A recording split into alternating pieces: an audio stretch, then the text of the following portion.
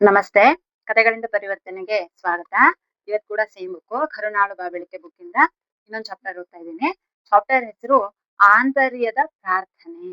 ಆಂತರ್ಯದ ಆಂತರ್ಯದ ಪ್ರಾರ್ಥನೆ ಅನ್ನೋ ಚಾಪ್ಟರ್ ಇಂದ ಏನಿದೆ ನೋಡೋಣ. ಎಲ್ಲರೂ ಅವನನ್ನು ಹುಚ್ಚನೆಂದು ಭಾವಿಸಿದ್ರು. ಅಂದ್ರೆ ಒಬ್ಬ ಮನುಷ್ಯ ಇರ್ತಾನೆ. ಎಲ್ಲರೂ ಅವನನ್ನ ಹುಚ್ಚ ಹುಚ್ಚ ಅಂತ ಕರಿತಾ ಇರ್ತಾರೆ. ಅವನು ಇದ್ದದ್ದು ಹಾಗೆಯೇ. ಅವನು ತನ್ನ ಮನೆಯಲ್ಲಿ ಇದ್ದಿದ್ದು ಕಡಿಮೆನೆ. ಯಾರದೋ ಮನೇಲಿ ಊಟ ಮಾಡ್ತಾನೆ, ಯಾರ್ದೋ ಮನೇಲಿ ನಿದ್ರೆ ಮಾಡ್ತಾನೆ. ಅವನ ಸ್ವಭಾವವನ್ನು ತಿಳಿದ ಜನ ತಕರಾರು ಮಾಡ್ತಿರ್ಲಿಲ್ಲ. ಅಂದ್ರೆ ಅವನೊಬ್ಬ ಮನುಷ್ಯ ಇರ್ತಾನಲ್ಲ, ಅವನನ್ನ ಎಲ್ಲರೂ ಹುಚ್ಚ ಹುಚ್ಚ ಅಂತ ಕರಿತಾ ಇರ್ತಾರೆ. ಅವ್ನು ಇದ್ದಿದ್ದು ಹಂಗೇನೆ. ಯಾಕಂದ್ರೆ ತನ್ನ ಮನೇಲಿ ತಾನು ಇರೋದೇ ಇಲ್ಲ, ತನ್ನ ಮನೇಲಿ ತಾನು ಊಟ ಮಾಡಲ್ಲ. ಯಾರ್ದೋ ಮನೆಗ್ ಹೋಗ್ತಾನೆ, ಒಂದ್ ಹೊತ್ತು ಯಾವಾಗೋ ಊಟ ಮಾಡ್ತಾನೆ, ಯಾರ್ದೋ ಮನೆಗ್ ಹೋಗ್ತಾನೆ, ಮಲಗ್ತಾನೆ.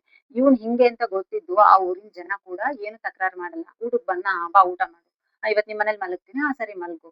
ಅವ್ನ್ ಹಿಂಗಿದಾನೆ ಅಂತ ಗೊತ್ತಿದ್ದು ಅವ್ರ ಊರವರು ಪಾಪ ತುಂಬಾ ಸಪೋರ್ಟ್ ಮಾಡ್ತಾ ಇದ್ರು ಅವನಿಗೆ. ಆಗ ಇದು ತಕರಾರು ಮಾಡ್ತಿರ್ಲಿಲ್ಲ ಯಾರನ್ನು. ಆದ್ರೆ ಅವನು ಯಾವಾಗ ಏನು ಮಾಡ್ಯಾನು ಅಂತ ಯಾರಿಗೂ ಹೇಳಕ್ಕಾಗಲ್ಲ, ಹೇಳೋದೇ ಕಷ್ಟ. ಒಮ್ಮೊಮ್ಮೆ ಸುಮ್ಮನಿದ್ದು ಬಿಡ್ತಿದ್ದ. ಸುಮ್ಮನಿದ್ಬಿಟ್ರೆ 4 ದಿನ ಯಾರೊಂದಿಗೂ ಮಾತನಾಡ್ತೇನೆ ಹಾಗೆ ಇದ್ದು ಬಿಡ್ತಿದ್ದ. ಒಂದೊಂದ್ ದಿವಸ ಹಂಗ್ ಮಾಡ್ತಿದ್ದ, ಯಾರ್ ಜೊತೆನೂ ಮಾತಾಡ್ತಿರ್ಲಿಲ್ಲ. 4-5 ದಿನ ಆದ್ರೂ ಯಾರ್ ಜೊತೆನೂ ಒಂದು ಮಾತಾಡ್ದೇನು ಸಹ ಸುಮ್ನೆ ಸೈಲೆಂಟ್ ಆಗಿ ಇದ್ಬಿಡ್ತಿದ್ದ. ಸೈಲೆಂಟ್ ಆಗಿ ಇರ್ತಿದ್ದ. ಮಾತನಾಡ್ಬೇಕು ಅಂತ ಅವ್ನಿಗೆ ಏನಾರು ಅನ್ನಿಸ್ತು, ಅನ್ಸಿದ ತಕ್ಷಣ ಏನ್ ಮಾಡ್ತಿದ್ದ, ನೈಟ್ ಯಾರ ಹತ್ರ ಮಾತಾಡ್ಬೇಕು ಅನ್ಸುತ್ತೆ ಅವ್ರ ಮನೆಗೆ ಹೋಗೋದು, ಎಬ್ಸೋದು, ನಾನ್ ಮಾತಾಡ್ಬೇಕು ಅಂತ ಹೇಳೋದು.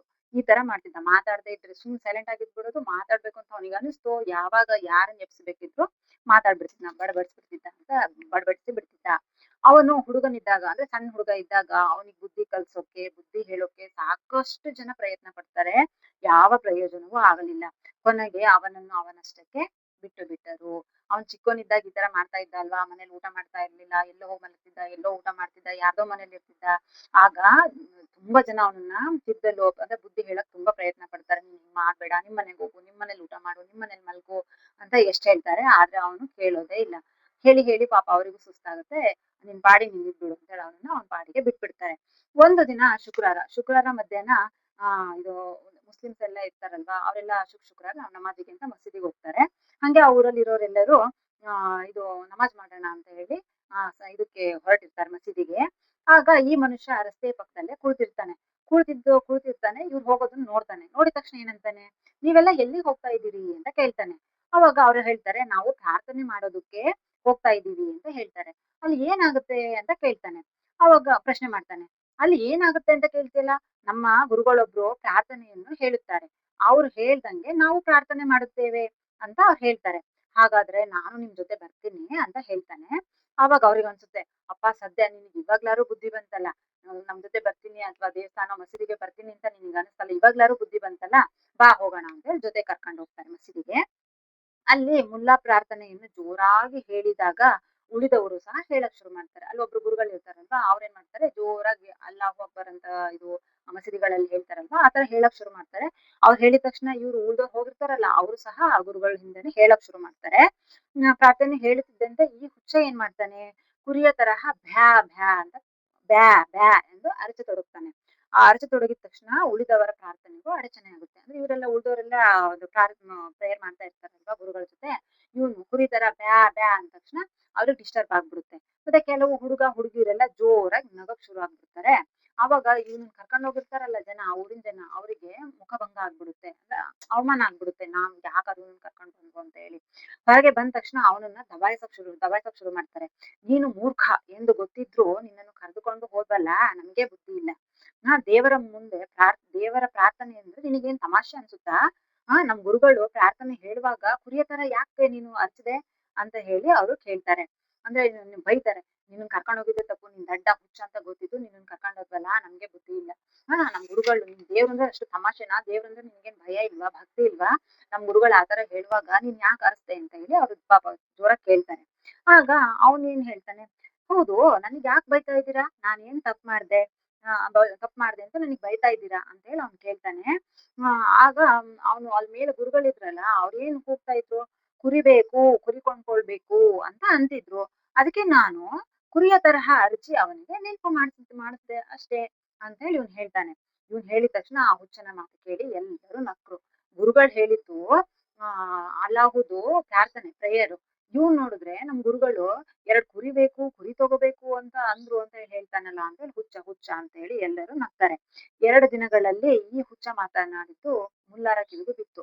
ಅದೇ ಮಸೀದಿಯಲ್ಲಿ ಒಬ್ಬ ಗುರುಗಳು ಅಲ್ಲಾಹ್ ಅಕ್ಬರ್ ಅಂತ ಕೂಗಿರ್ತಾರಲ್ವಾ, ಆ ಗುರುಗಳಿಗೂ ಇವ್ನ್ ಹೇಳಿದ್ದು ಕಿವಿಗ್ ಬಿತ್ತು. ಅಂದ್ರೆ ಹೇಳಿರ್ತಾನಲ್ಲ, ಅವ್ರು ಗುರುಗಳು ಏನ್ ಹೇಳ್ತಿದ್ದಾರೆ ಅಂದ್ರೆ, ನಂಗೆ 2 ಕುರಿ ಬೇಕು, ನಾ ಕುರಿ ತಗೋಬೇಕು ಅಂತ ಹೇಳ್ತಿದ್ದಾರೆ ಅಂತ ಬ್ಯಾ ಬ್ಯಾ ಅಂತ ಮಸೀದಿ ಒಳಗ್ ಕಿರ್ಚಿದ್ನಲ್ಲ, ಅದು ಕಿವಿಗ್ ಬಿತ್ತು, ಅವ್ರ ಕಿವಿಗೆ, ಗುರುಗಳು ಕಿವಿಗೂ ಬಿತ್ತು. ಬಿದ್ದ ತಕ್ಷಣ ಅವನನ್ನ ಮನೆ ಕರೆಸ್ತಾರೆ. ಕರ್ಸ್ಕೊಂಡು ಮತ್ತೆ ಕೇಳ್ತಾರೆ, ಹೌದು ನೀನು ಪ್ರೇಯರ್ ಮಾಡುವಾಗ ಬ್ಯಾ ಬ್ಯಾ ಅಂತ ಯಾಕೆ ಕಿರ್ಚ್ದೆ ಅಂತ ಹೇಳಿ ಆ ಗುರುಗಳು ಕೇಳ್ತಾರೆ. ಕೇಳಿದ ತಕ್ಷಣ ಪಾಪ ಅವನು ಪ್ರಾಮಾಣಿಕವಾಗಿ ಉತ್ತರ ಹೇಳ್ತಾನೆ, ಹೌದು ನೀವ್ ಹಂಗ್ ಹೇಳಿದ್ರಿ ಅಲ್ವಾ, ಅದಕ್ಕೆ ನಾನು ಅದನ್ನ ಹೇಳ್ದೆ ಅಂತ ಹೇಳ್ತಾರೆ. ಆಗ ಆ ಗುರುಗಳು ಹೇಳ್ತಾರೆ, ಎಷ್ಟ್ ಚೆನ್ನಾಗಿ ಹೇಳ್ತಾರೆ ನೋಡಿ, ಅಯ್ಯೋ ಜನ ನಿನ್ನನ್ನು ಹುಚ್ಚ ಹುಚ್ಚ ಅಂತ ಅಂತಾರಲ್ಲ, ಅವರೇ ಹುಚ್ಚರು. ಅವರಿಗೆ ಕೇವಲ ಕೂಗಿದ್ದು ಮಾತ್ರ ಕೇಳುತ್ತೆ, ನಿನಗೆ ಮನಸ್ಸಿನಲ್ಲಿದ್ದುದು ತಟ್ಟುತ್ತದೆ. ಅಂದು ನಾನು ಪ್ರಾರ್ಥನೆಗೆ ಬರುವಾಗ ನಮಾಜು ಮುಗಿದ ಮೇಲೆ 2 ಕುರಿಯನ್ನು ಕೊಂಡುಕೊಳ್ಳಬೇಕು ಎಂದುಕೊಂಡಿದ್ದೆ. ಪ್ರಾರ್ಥನೆ ಹೇಳುವಾಗ ಅಭ್ಯಾಸ ಬಲದಿಂದ ಬಂದ ಶಬ್ದಗಳು ಬರುತ್ತಿದ್ದುವೇ ವಿನಃ ಮನಸ್ಸಿನಲ್ಲಿ ಪ್ರಾರ್ಥನೆ ಇರಲಿಲ್ಲ. ತಲೆಯಲ್ಲಿ ಬರೀ ಕೇವಲ ಕುರಿಗಳು ತುಂಬಿದ್ದವು ಅಂತ ಹೇಳಿ ಆ ಮುಲ್ಲಾ ಗುರುಗಳು ಹೇಳ್ತಾರೆ. ಹೌದು ನೀನು ಹುಚ್ಚ ಹುಚ್ಚ ಅಂತಾರಲ್ವಾ, ಅವರೇ ಹುಚ್ಚರು. ಯಾಕ್ ಗೊತ್ತಾ, ಅವ್ರಿಗೆಲ್ಲ ಬರೀ ನಾನು ಡೈಲಿ ಹೇಳಿ ಹೇಳಿ ಅದು ಅಭ್ಯಾಸ ಆಗಿರುತ್ತೆ. ಪ್ರೇಯರ್ ನೋಡಿ, ಡೈಲಿ ಹೇಳಿ ಹೇಳಿ ಅವ್ರಿಗೆ ಅಭ್ಯಾಸ ಆಗಿರುತ್ತೆ. ನನ್ ಬಾಯಿಂದ ಬಂದಿದ್ದ ಶಬ್ದಗಳು ಅವ್ರಿಗೆ ಕೇಳಿಸ್ತಾ ಹೊರತು ನನ್ನ ಮನಸ್ಸಲ್ಲಿ ಇದ್ದಿದ್ದು ನಿನಗ್ ಮಾತ್ರ ಅರ್ಥ ಆಯ್ತು, ನಾನು ಏನ್ ಯೋಚನೆ ಮಾಡ್ತಾ ಇದ್ದೀನಿ ಅಂತ ಹೇಳಿ.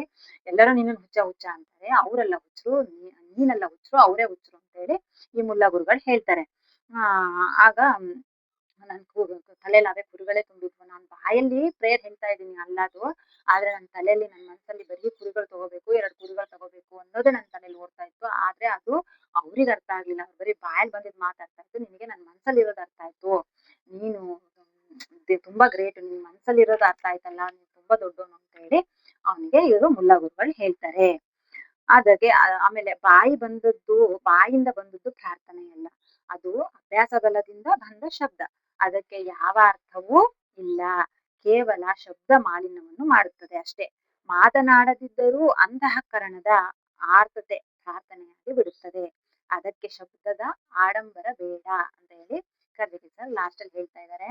ಹೌದಲ್ವಾ, ನಾವು ಹೀಗೆ ನೋಡಿ ದೇವಸ್ಥಾನಕ್ಕೆ ಹೋಗಿರ್ತೀವಿ ಅಥವಾ ಮನೇಲಿ ಪೂಜೆ ಮಾಡ್ತಿರ್ತೀವಿ, ಏನೋ ಧ್ಯಾನ ಕೂತಿರ್ತೀವಿ, ಇಲ್ಲ ಅಂದ್ರೆ ನಾವು ಏನೋ ಒಂದು ದೇವ್ರ ಕೆಲಸ ಮಾಡುವಾಗ ನಮ್ಮ ಮನಸ್ಫೂರ್ತಿ ಎಲ್ಲಿರುತ್ತೆ ಅಂತ ನಾವು ನೋಡ್ಕೋಬೇಕು. ನನ್ಗೂ ಕೆಲವೊಂದ್ ಟೈಮು ನಾನು ಧ್ಯಾನ ಕೂತಾಗ ಅಥವಾ ಪೂಜೆ ಮಾಡ್ತಿರುವಾಗ, ಆಮೇಲೆ ಜಪ ಮಾಡ್ತೀನಿ, ನಾನು ಜಪ ಮಾಡಕ್ ಕೂತಾಗ ನನಗೆ ಕೆಲವೊಂದ್ ಟೈಮು, ಅಯ್ಯೋ ನನ್ ಮಗು ಟಿಫನ್ ಕೊಡ್ಬೇಕು, ಟೈಮ್ ಆಯ್ತು, ಅಯ್ಯೋ ನನ್ ಮಗನ್ ಎಬ್ಸ್ಬೇಕು, ಅಥವಾ ನಾಳೆ ನನ್ ಮಕ್ಳು ಬರ್ತಿದ್ದಾರೆ, ಅವ್ರಿಗೆ ಏನ್ ಅಡ್ಗೆ ಮಾಡೋದು, ಈ ಸಾಂಬಾರ್ ಮಾಡ್ಲಾ, ಈ ಪಲ್ಯ ಮಾಡ್ಲಾ, ಈ ತಿಂಡಿ ಮಾಡ್ಲಾ, ಬರೀ ನನಗೆ ಬೇರೆದ್ ಕಡೆನೇ ಯೋಚನೆ ಹೋಗ್ತಿರುತ್ತೆ ಕೆಲವೊಂದ್ ಟೈಮು. ಅವಾಗ ನಾನ್ ಮತ್ತೆ ಹಾವೇರಿಗೆ ಬರ್ತೀನಿ, ಅಯ್ಯೋ ನಾನು ಏನ್ ಮಾಡ್ತಾ ಇದ್ದೀನಿ, ಮತ್ತೆ ನಾನು ಹಿಂದೆ ಬರ್ತೀನಿ, ಅಯ್ಯೋ ಯೋಚನೆ ಮಾಡೋ ಸಮಯ ಅಲ್ಲ, ನಾನು ಇವಾಗ ಧ್ಯಾನಕ್ಕೆ ಕೂತಿದ್ದೀನಿ, ನಾನಿವಾಗ ಜಪ ಮಾಡ್ತಾ ಇದ್ದೀನಿ, ಇದ್ರ ಕಡೆ ಕಾನ್ಸಂಟ್ರೇಟ್ ಮಾಡ್ಬೇಕು ಅಂತ ಹೇಳಿ ಅದನ್ನ ಬಿಟ್ಟು ಮತ್ತೆ ಇಲ್ಲಿಗೆ ವಾಪಸ್ ಬರ್ತೀನಿ, ಮತ್ತೆ ಒಂದ್ 10 ನಿಮಿಷ ಮತ್ತೆ ಇನ್ನೆಲ್ಲೋ ಹೋಗುತ್ತೆ, ಮತ್ತೆ ಹಿಂಗೆ ಕರ್ಕೊಂಡ್ ಬರ್ತೀನಿ, ಹಿಂಗೆ ಆಗುತ್ತಲ್ವಾ. ಅದನ್ನೇ ಹೇಳ್ತಾ ಇದ್ದಾರೆ ಕರ್ದಿಗೆ ಸರ್, ನಾವು ಬಾಯಿಂದ ಮಾಡೋದು ಆಡಂಬರದ ಪೂಜೆ ಆಗ್ಲಿ, ಮಂತ್ರ, ಪ್ರೇಯರು ಏನೇನೋ ಮಾಡ್ತೀವಲ್ಲ ಪೂಜೆ ಮಾಡುವಾಗ, ನಾನು ಅಷ್ಟು ದುಡ್ಡು ಖರ್ಚು ಮಾಡಿ ಆ ಪೂಜೆ ಮಾಡ್ದೆ, ಈ ಪೂಜೆ ಮಾಡ್ದೆ, ಅಷ್ಟು ಮಂತ್ರ ಹೇಳ್ತೀನಿ, ಇಷ್ಟು ದೇವ್ರ ನಾಮ ಹೇಳ್ತೀನಿ, ಇಷ್ಟು ದೇವ್ರ ಜಪ ಮಾಡ್ತೀನಿ, ಇಷ್ಟು ಧ್ಯಾನ ಮಾಡ್ತೀನಿ ಅಂತ ಹೇಳಿ ನಾವೆಲ್ಲರೂ ಹೇಳ್ಕೊತಾ ಇರ್ತೀವಿ. ಯಾಕೆ? ನಮ್ ಸಮಾಧಾನಕ್ಕೋಸ್ಕರ, ನಾನ್ ದೇವ್ರದ್ದು ಇಷ್ಟ್ ಮಾಡ್ತೀನಿ, ಅಷ್ಟ್ ಮಾಡ್ತೀನಿ, ನಾ ಆ ದೇವಸ್ಥಾನಕ್ಕೆ ಹೋಗ್ ಬಂದೆ, ಈ ದೇವ್ರ ಸೇವೆ ಮಾಡ್ದೆ ಅಂತ ಹೇಳಿ ನಾವ್ ಹೇಳ್ತೀವಿ. ಆದ್ರೆ ಮನಸ್ಸಿಂದ, ಭಕ್ತಿಯಿಂದ, ಪ್ರೀತಿ ಶ್ರದ್ಧೆಯಿಂದ ಮಾಡಿದಾಗ ಮಾತ್ರ ಅದೆಲ್ಲವಕ್ಕೂ ಫಲ ಸಿಗುತ್ತೆ. ಇಲ್ಲ ಅಂದ್ರೆ ಅದೆಲ್ಲ ವ್ಯರ್ಥ, ಬರೀ ಬಾಯಿಂದ ಬಂದಿರೋ ಆಡಂಬರದ ಪೂಜೆ ಆಗುತ್ತೆ ಬಿಟ್ರೆ ಮನಸ್ಸಿಂದ ಬಂದಿರ್ತಕ್ಕಂಥ ಭಕ್ತಿಯಾದ ಪೂಜೆ ಆಗಲ್ಲ ಅಂತ ಹೇಳಿ ಗುರುರಾಜ್ ಕರ್ಜಗಿ ಸರ್ ಹೇಳ್ತಾ ಇದ್ದಾರೆ. ಸೊ ಈಗ ನಾವೆಲ್ಲರೂ ನೋಡ್ಕೋಬೇಕಾಗಿದೆ, ದೇವ್ರ ಪೂಜೆ ಮಾಡುವಾಗ, ದೇವಸ್ಥಾನಕ್ಕೆ ಹೋದಾಗ, ಧ್ಯಾನ ಮಾಡಕ್ ಕೂತಾಗ, ಜಪ ಮಾಡುವಾಗ ನಮ್ ಮನ್ಸು ಇಲ್ಲೇ ಇದೆಯಾ ಅಥವಾ ಅಡ್ಗೆ ಮನೇಲಿ ಇದೆಯಾ, ಎಲ್ಲಿದೆ, ಯಾರ ಹತ್ರ ಇದೆ, ಅದನ್ನ ನೋಡ್ಕೊಂಡು ನಾವು ಅವೇರ್ನೆಸ್ ಬರ್ಬೇಕಾಗಿದೆ, ಅರಿವಿಗೆ ಬರ್ಬೇಕಾಗಿದೆ ಅಂತ ಹೇಳಿ ಹೇಳಕ್ ಇಷ್ಟಪಡ್ತೀನಿ. ಸೊ ಈ ಚಾಪ್ಟರ್ ನಿಮಗೆ ಇಷ್ಟ ಆಯ್ತು ಅನ್ಕೊಂತೀನಿ. ನೆಕ್ಸ್ಟ್ ಇನ್ನೊಂದು ಚಾಪ್ಟರ್ ಜೊತೆ ಬರ್ತೀನಿ. Thank you.